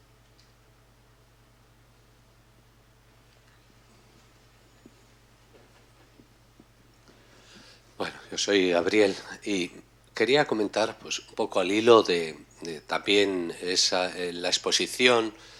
Has subrayado el tema de la colaboración, laicos, presbíteros, etcétera, ¿no? Pero yo me pregunto si todavía no está, digamos, el acento o el peso de la evangelización no está sobre todo, no lo sé, lo digo, sobre todo has hablado de Ecuador, donde has estado, si no está pivotando mucho sobre el clero, ¿no? Y has hablado de la importancia de la enculturación, todo el tema antropológico. ¿No sería más importante en este momento pues, que sea la familia, que sean los laicos, los que lleven el peso, la responsabilidad, ¿no? en las, digamos, en la coordinación, y que los presbíteros religiosos, etcétera, tuviéramos pues digamos, otra función más de comunión que de dirección y de organización y demás, ¿no? No sé, ahí... Efectivamente, y totalmente de acuerdo. Y va por ahí, ¿eh? Ya va por ahí, porque al fin y al cabo las circunstancias nos están obligando. Yo no sé la media de edad de esta diócesis, pero la media de edad de la mía es de 61,5. Aquí un poco más. Pues bueno, se está imponiendo. Es decir, el concilio ya hablaba de corresponsabilidad, pero la corresponsabilidad se derivó a colaboración. Los sacerdotes somos los colaboradores inmediatos de los obispos y los laicos los colaboradores inmediatos de los párrocos. Pero eso va cambiando, pero todavía no ha cambiado. Nos da miedo la palabra corresponsabilidad. ¿Por qué nos da miedo? Porque supone que tú y yo somos corresponsables de la Iglesia. Y evidentemente, yo digo, el nivel de corresponsabilidad del Papa no es el mismo que el mío, porque el Papa tiene un nivel de corresponsabilidad de guía de toda la Iglesia. Yo tengo el nivel de corresponsabilidad de guía de una parroquia. Pero los dos somos corresponsables. ¿Y qué diferencia hay entre corresponsabilidad y colaboración? Pues muy simple. Este papel está en el suelo y yo puedo colaborar simplemente con hacer así y ya no se ve en el mitad del pasillo, está limpio. O puedo ser corresponsable, los huevos fritos también, y el chorizo. Sí, ese ejemplo lo puse también en una reunión. En unos huevos fritos con chorizo, ¿quién colabora y quién es corresponsable? Los huevos fritos los pone la gallina, pone uno o dos, no hay problema, puede seguir poniendo, pero el cerdo da la vida entera. Esa es la diferencia. Entonces, tenemos que ir hacia la corresponsabilidad, no hacia la colaboración, porque la colaboración puede ser poner unos euros en la colecta o dar la vida entera. Esa es la diferencia. Pero que los laicos están entrando ya, gracias a Dios. Gracias a Dios. Y a pesar del clero. Y a pesar de los obispos. Porque los dos somos barreras, ¿eh? Los dos somos barreras. Unos y otros. Los obispos porque... Es que... ¿Cómo ya? Es que nada más que poner pegas. Y el cura dice, bueno, para mí no, que se lo den al otro. Yo prefiero seguir... Y tenemos que ser puentes. Y mientras no seamos puentes, estamos haciendo otra cosa. Pero bueno, yo creo que la realidad, lo mismo que decía antes, que el Espíritu Santo no está haciendo a todos misioneros por narices, porque ya no tenemos que irnos fuera porque los tenemos al lado, pues nos está haciendo también corresponsables por narices, a los que quieren o a los que queremos. Creo que por ahí, pero sí, yo creo que los laicos es la clave. Perdóneme que le haga. Sí, no hay sin problema, todas las que quieran. Mientras pueda responder. Sí, no, perdóneme, no, vamos a ver. Es que es con relación a Internet. También me ha llamado mucho la atención la diferencia que hay entre África, porque además entre África no son lo mismo un país que otro de África. O sea, entonces yo pienso en el Congo, por ejemplo, en la República Democrática del Congo, en la que seguramente bajará muchísimo la relación. Entonces esto hace que incluso en este sentido los más pobres sigan siendo pobres, sigan siendo todavía más pobres, porque sus medios de comunicación en los cuales estamos ya todos metidos, ellos carecen de ello. Entonces, ahí también tenemos un gran reto, ¿no? Claro, es decir,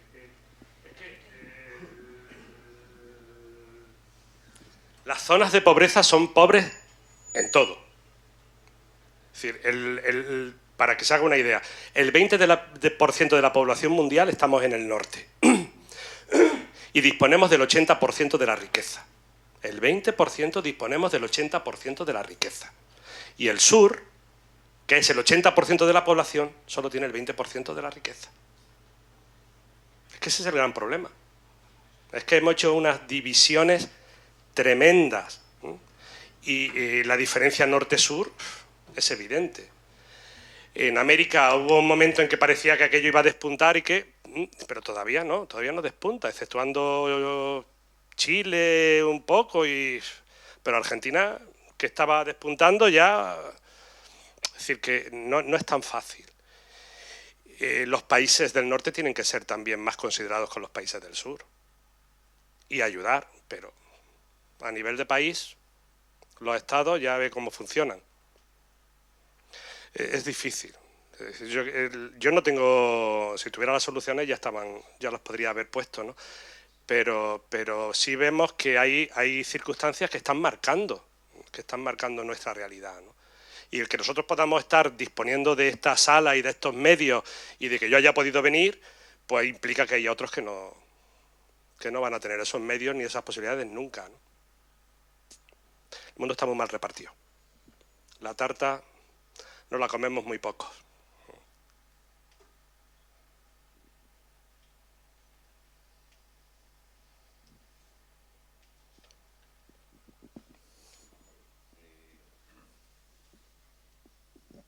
Es que, bueno, aproximadamente, pero claro, al inicio del siglo XX, el 75% del catolicismo estaba en Europa y el 25%, si no me equivoco, estaba en el resto del mundo.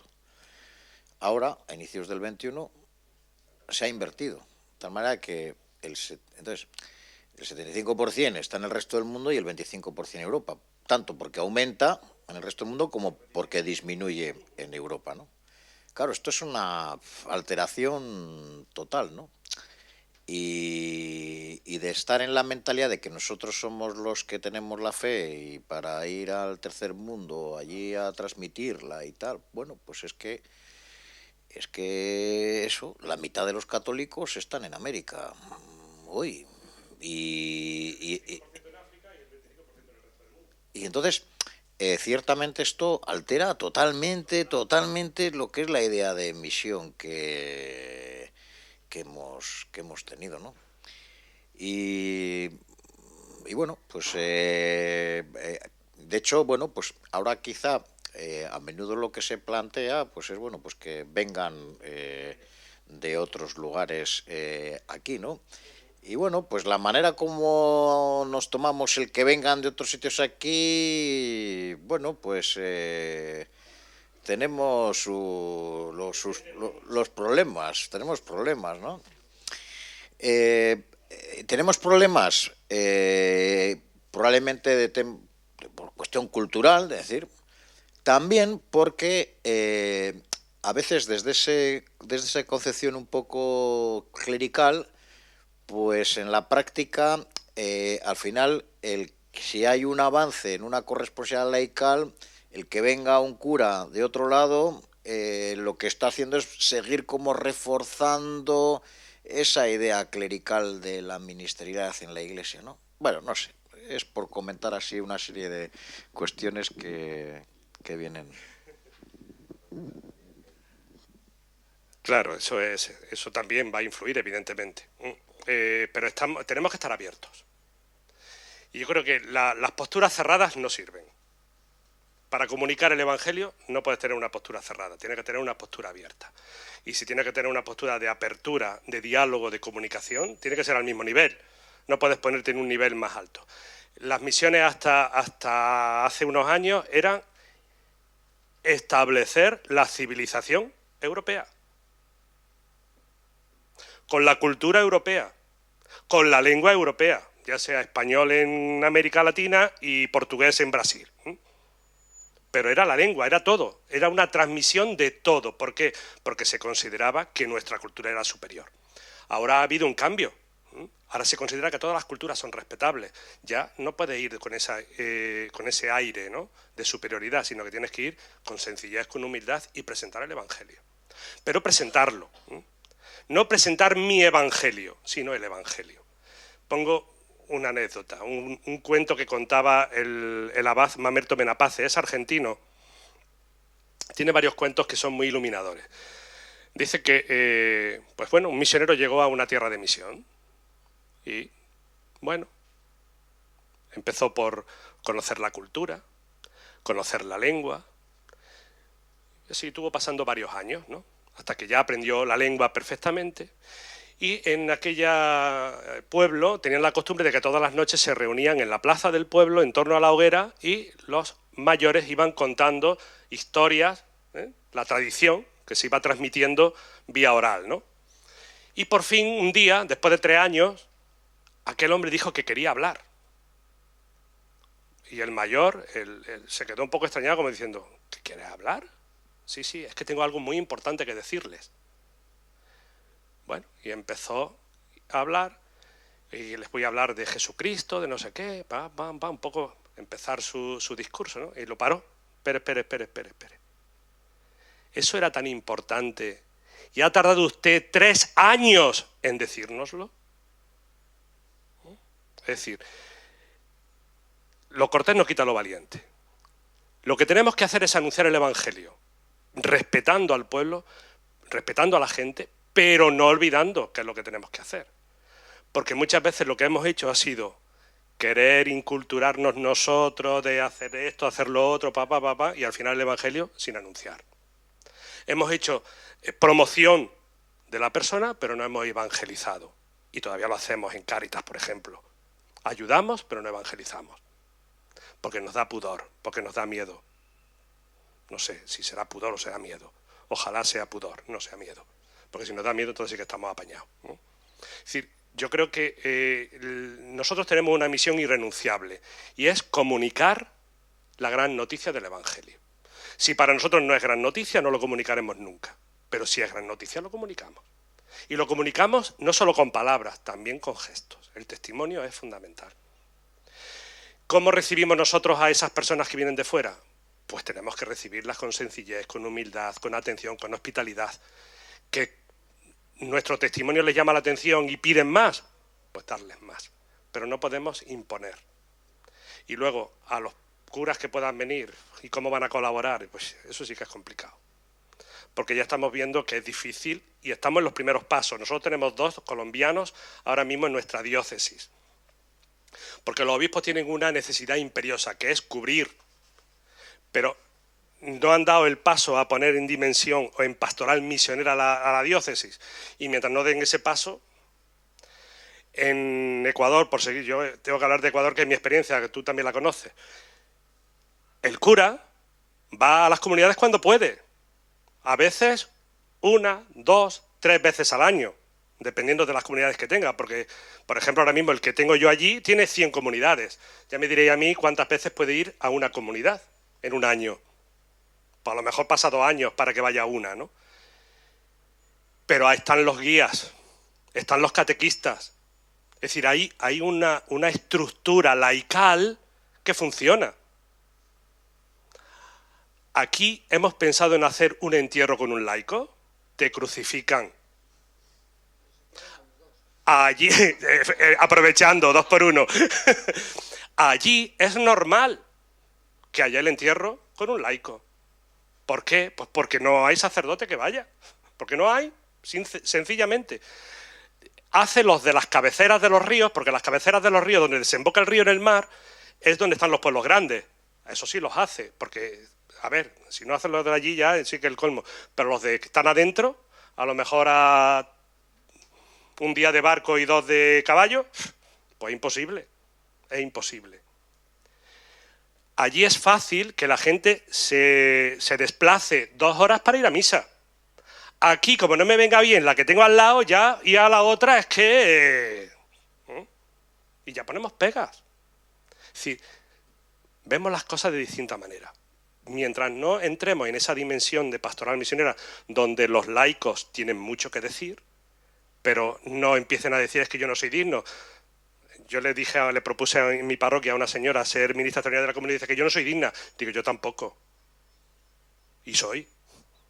Pero no porque yo sea digno, sino porque la Iglesia ha reconocido en mí un signo de vocación y yo te estoy reconociendo en ti un signo en que puedes servir a la Iglesia de esta manera también. Pues no hubo forma, porque no es digna. Si estamos en tema de dignidad, nadie es digno, ni el Papa es digno de ser Papa. Es un servicio, es un ministerio.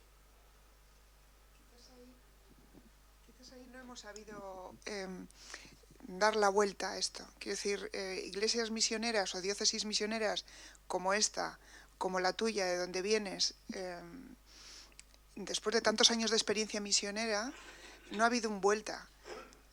Los misioneros y misioneras han regresado, hemos regresado, pero bueno, luego se ha vuelto a dejar que el protagonismo esté en los sacerdotes y los laicos, que hemos hecho esa actividad pastoral misionera abierta, trabajo en equipo, todo lo que has dicho hoy, eso lo hemos vivido, unos cuantos de los que estamos aquí, y en esta diócesis no hemos sabido transmitir después eso que ahora es necesario aquí, porque si no lo hacemos es muy difícil que se vayan dando pasos en esto que estabas comentando hoy, del diálogo, de la apertura, de la multiculturalidad. Todo eso lo hemos experimentado, lo hemos vivido como riqueza allí, ¿no? Entonces, creo que nos faltan dar esos pasos. Y por otro lado también, esto implica para los laicos y laicas y también para el clero, porque siempre estamos con la idea de que el clero tiene la formación suficiente y falta cierta formación. No es verdad que la tiene.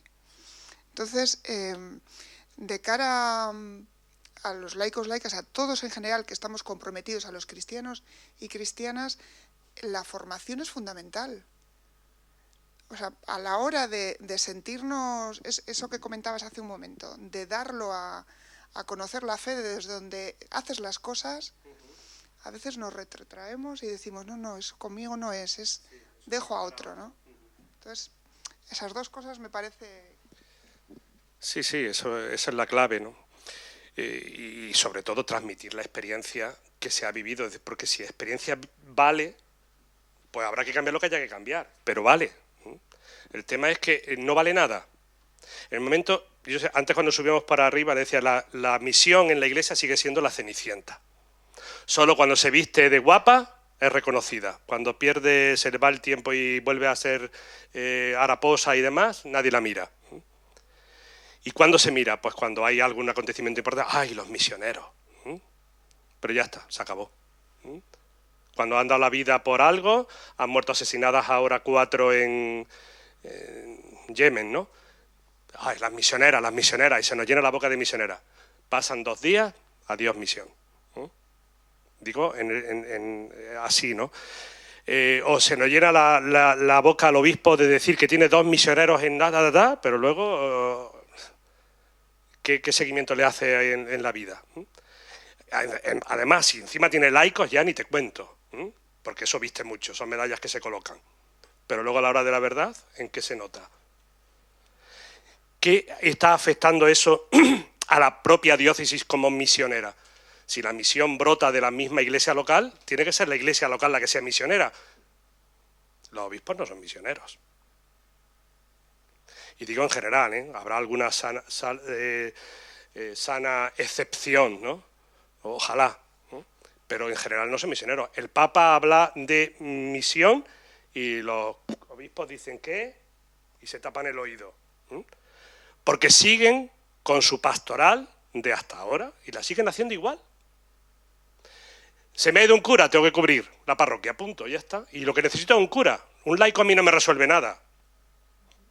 Así se dice. Esa expresión se dice. Incluso un diácono. ¿Qué hace un diácono que no puede hacer un ferroviario, decía un obispo de mi diócesis? ¿Qué hace un diácono que no puede hacer un ferroviario?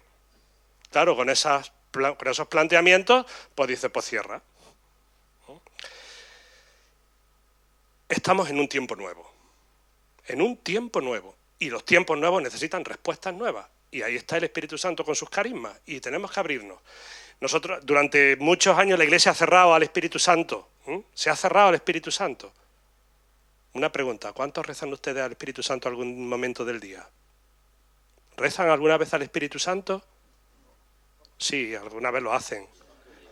Si rezan todos los días la liturgia de las horas, por lo menos unas cuantas veces lo hacen. Gloria al Padre, al Hijo y al Espíritu Santo. Por lo menos eso lo hacen. Pero dirigirnos al Espíritu Santo, que es el que guía y acompaña a la Iglesia, ¿cuánto? Descubrir al Espíritu Santo y sus carismas es fundamental. Pero también para nosotros. Para los laicos y para los curas y para los obispos, que no tienen el monopolio. No lo tienen en exclusiva. Todos participamos del don del Espíritu, todos. Y por tanto a todos también el Espíritu nos tiene algo que decir y todos debemos dejarnos guiar por el Espíritu. Sé que esto a veces suena como revolucionario, pero no es revolucionario, ¿eh? Esto es puramente católico. Puramente católico. Otra cosa es que durante tiempo se haya medio soslayado, ¿no? Sí, yo quería también poner de manifiesto un problema, ¿no? En esta clave de misión, ¿no? El otro día, hablando con una madre de origen, tiene 2 hijos, les quería traer a la catequesis.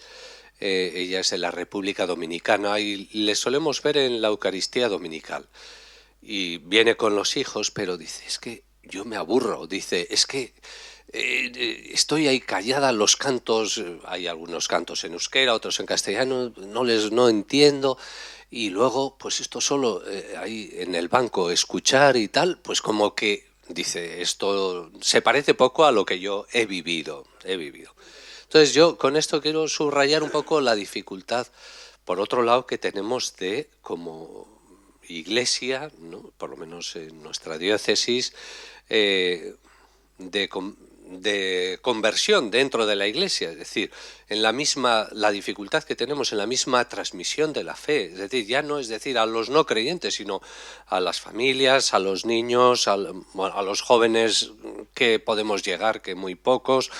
Entonces ahí tenemos una gran dificultad, a veces porque quizás porque no suscitamos no sabemos fomentar el deseo de conocer, ¿no? De conocer y de abrirse a la fe, ¿no? Damos por hecho que son creyentes y entonces que solo tienen que, pues, digamos así, reduciendo mucho, aprender. Pero muchas veces el deseo de aprender, el deseo de conocer, el deseo de vivir, de poner en práctica el Evangelio, pues no está suficientemente alimentado, y entonces como que dentro de la propia comunidad cristiana ahí tenemos una gran dificultad. Si luego decimos a la hora de transmitir a los que no son cristianos o están, bueno, pues en búsqueda, pues claro, se nos hace más complicado, ¿no? Pero bueno, esta experiencia.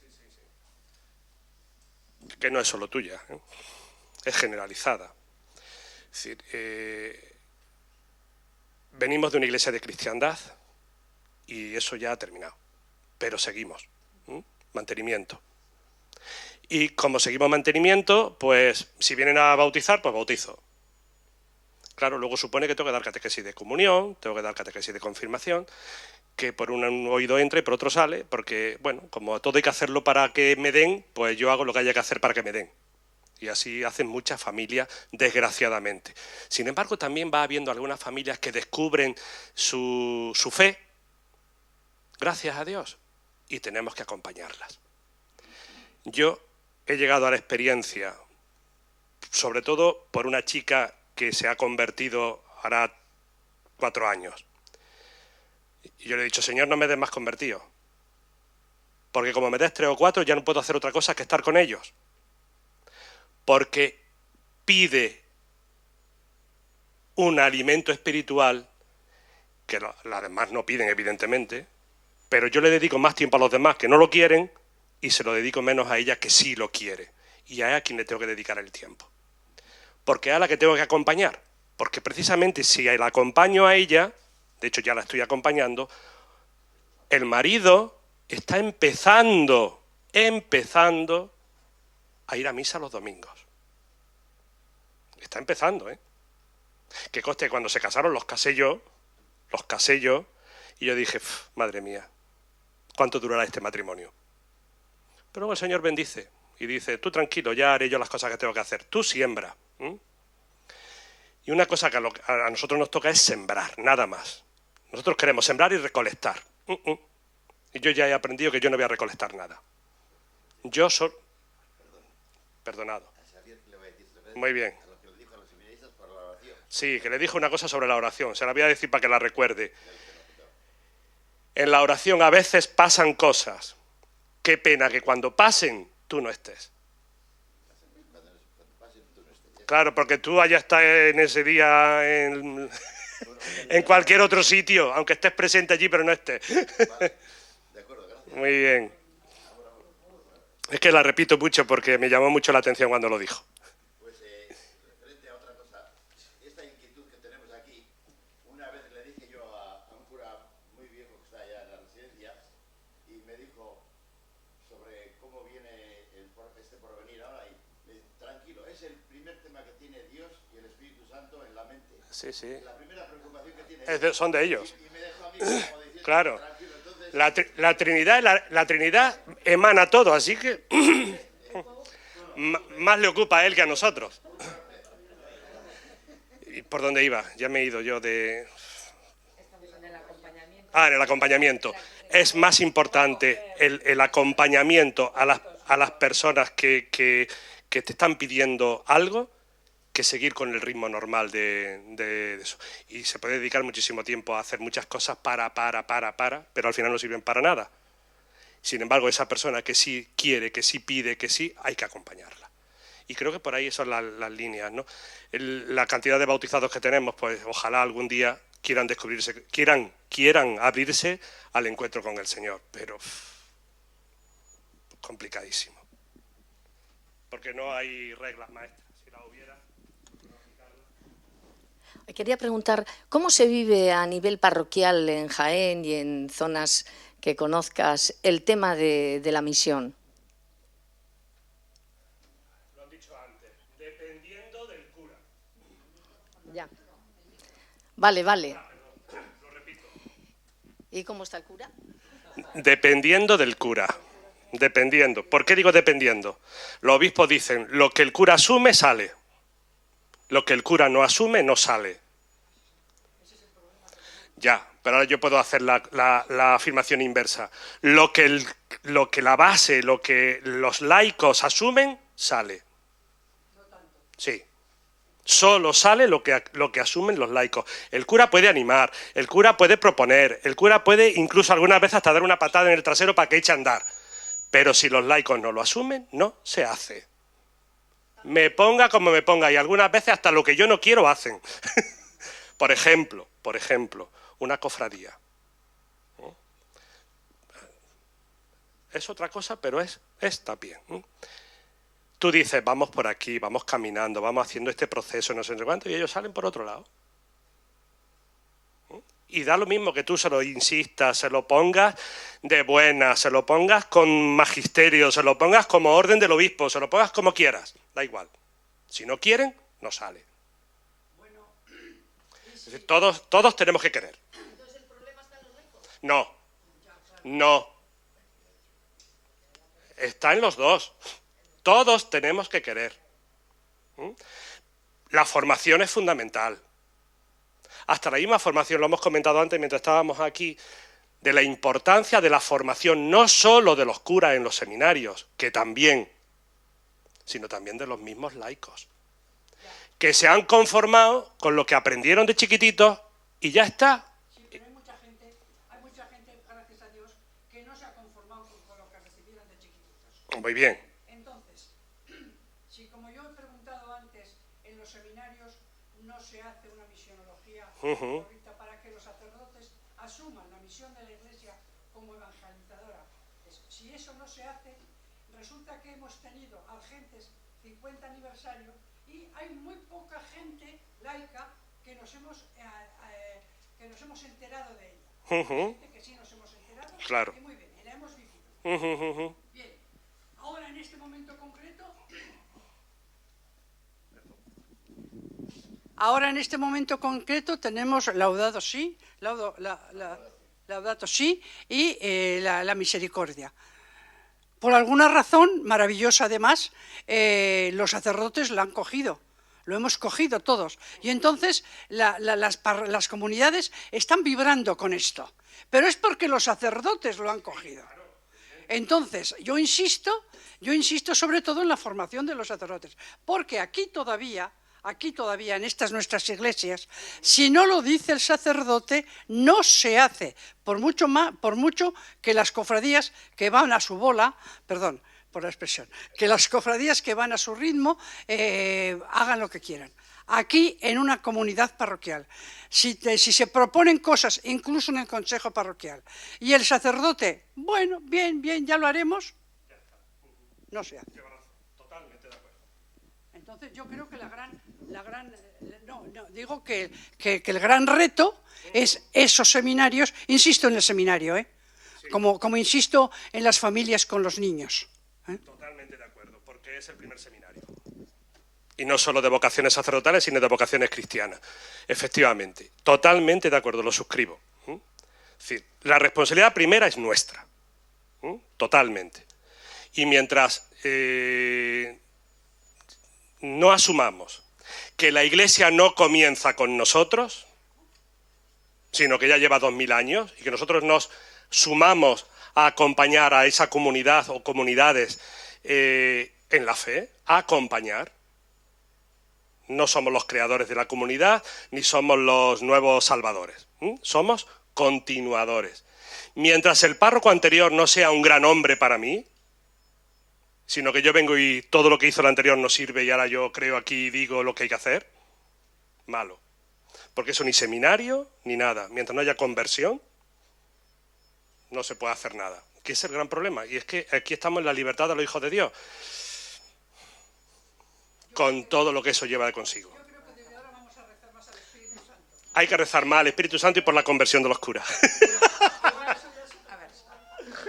Bueno, mirando un poquito la hora, porque también hay que coger un vuelo y hay que volver al lugar de origen, y vamos a darle también un poquito de tiempo a Manuel Alfonso también su descansito, agradecerle el que haya compartido con nosotros esta mañana, el que nos haya abierto también a esa realidad, pues eso, que a pesar de los 50 años de la firma del documento sigue teniendo actualidad, y hoy el tema de la misión nos pone en otra página.